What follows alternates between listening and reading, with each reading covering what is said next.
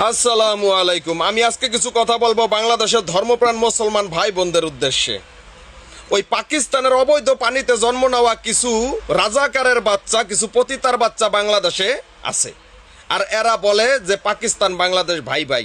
আমি সেই বেশ্যা পতিতার পোলাপানের উদ্দেশ্যে বলতে চাই, পাকিস্তানের একজন রাজনীতিবিদ সে কি বলছে কথাটা ভালো করে দেখবি।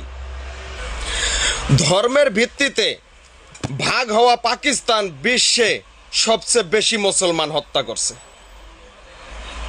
এই লোকটা কিন্তু পাকিস্তানের। তো এখন বোঝ, এই পাকিস্তান ধর্মের দোহাই দিয়া জর্ডানে ফিলিস্তিনি 10,000 লোক মারছে।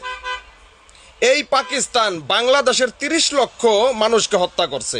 এই পাকিস্তান আফগানিস্তানের 4 লক্ষ মানুষকে হত্যা করছে। এই পাকিস্তান বেলুচিস্তানে 2 লাখ মানুষকে হত্যা করছে। এরপরও তোরা যারা মুনাফেকের বাচ্চারা, রাজাকারের বাচ্চারা বলস যে পাকিস্তান বাংলাদেশ ভাই ভাই, তোদের আসলে জন্মের ঠিক নেই।